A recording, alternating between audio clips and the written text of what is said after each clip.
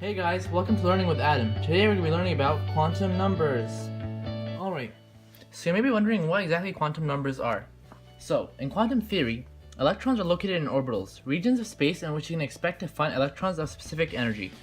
Each electron in an atom can be described completely by a set of 4 quantum numbers. Alright, so a good way to think about this is like an address, alright? So I'll show you right now. So first off, the first quantum number is known as the primary quantum number.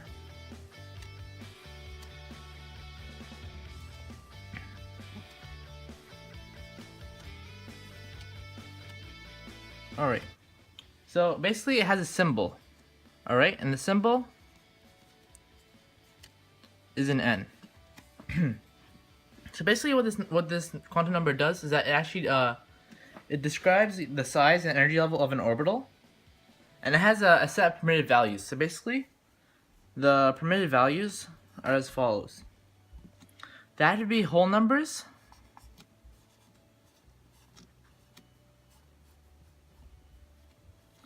and they have to be greater than 0. Examples of this include starting from 1 to 2 to 3 to 4, etc. Alright, and basically what it is like the higher n means higher energy and also larger in size, therefore further from the nucleus. So, just to show you a visual, basically it's like this.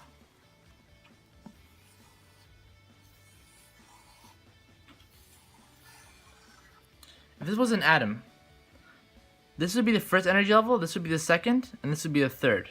This one would be the first, second, third. And then it would keep going from 1, keep going until however big your atom is, right?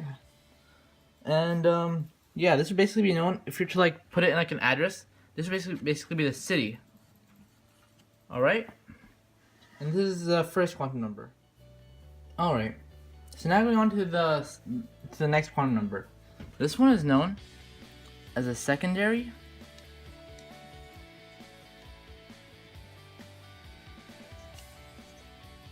quantum number.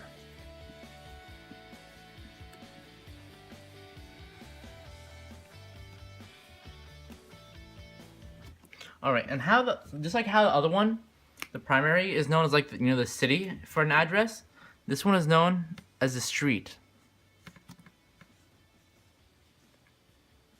So as you can see, it gets like more specific. So like if this is the city, it would be the street. So it kind of gets more and more, specific for the location. So basically the symbol for this one is an L, usually a cursive L.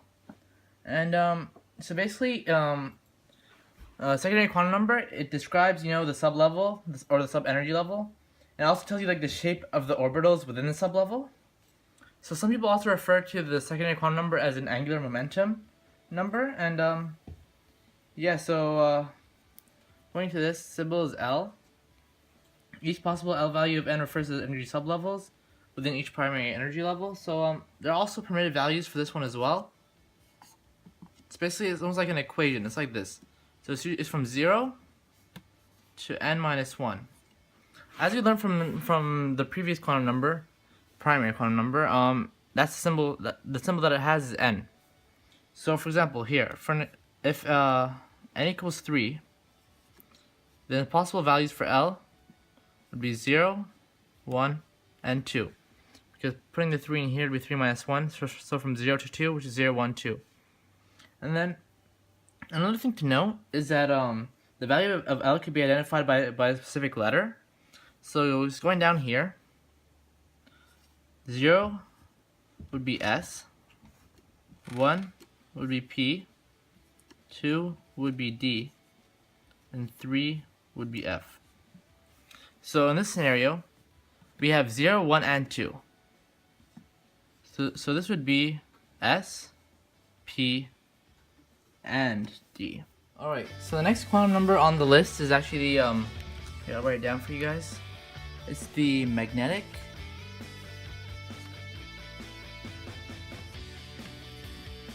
quantum number. Alright. So like how the primary quantum number was like the city, and then the secondary quantum number was like the street. This is basically the house. Okay. So the symbol for this one,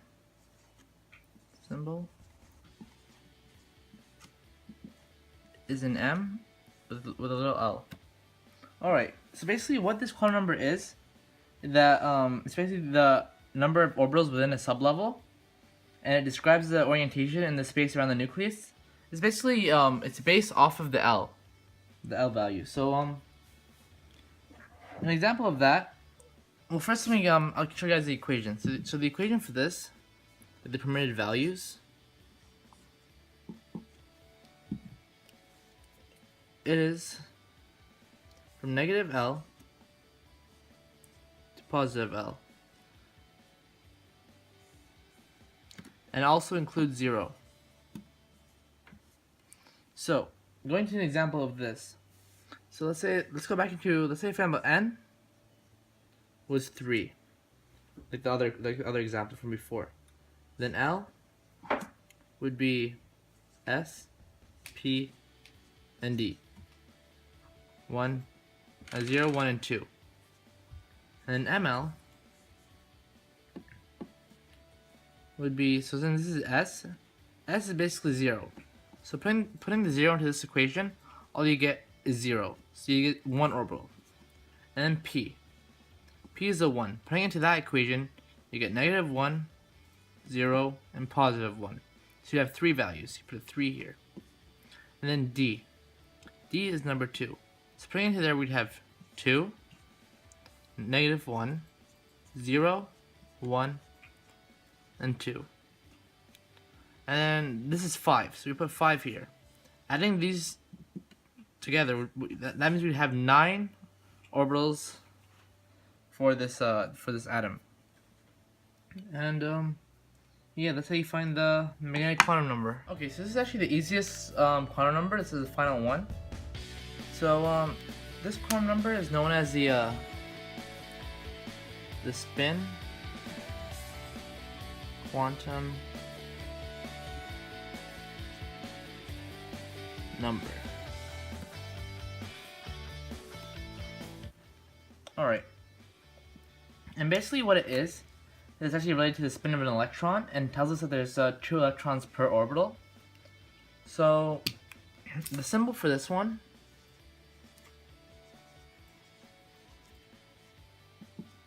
is an M with a little s.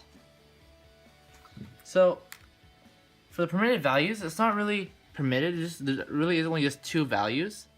So the values for this one is it can only be a negative half or a positive half. Okay, and basically to give you a more visual understanding, like a negative 1/2, like basically the symbol that represents this would be an arrow going down like that, and for the positive it would be an arrow going up like this.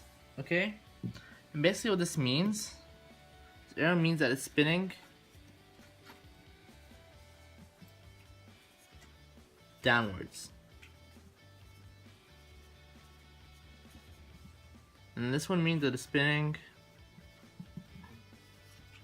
upwards.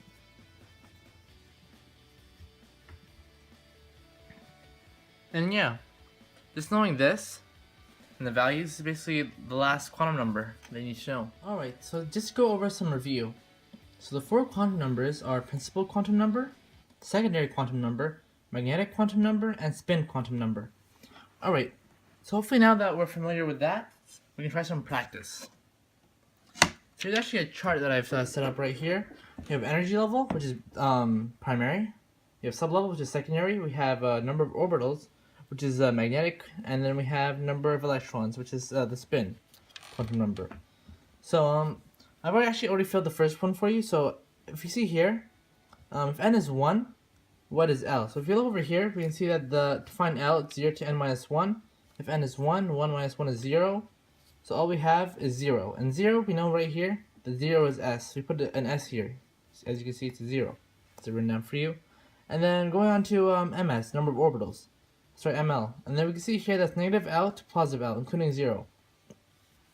All we have here is 0, so it would be negative 0, positive 0, it includes 0, so all it will really be is 0, which is 1 orbital, so we leave 1 orbital there.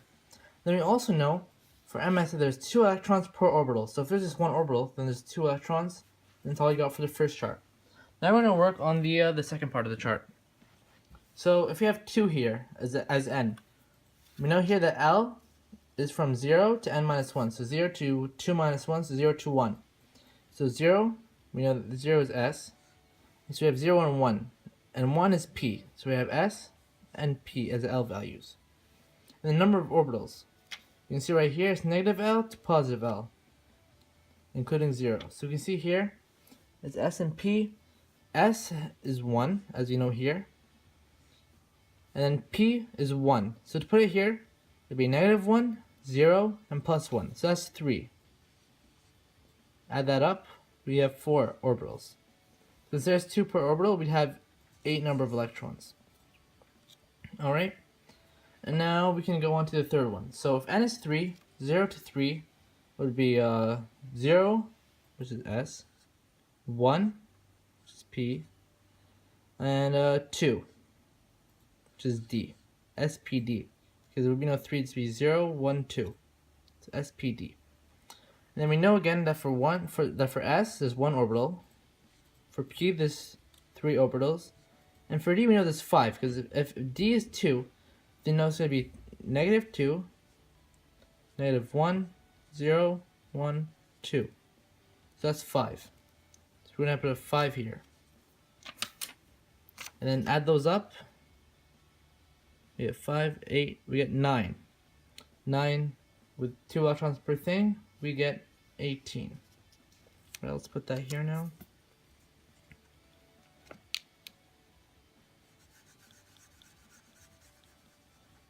Okay, so now on to 4.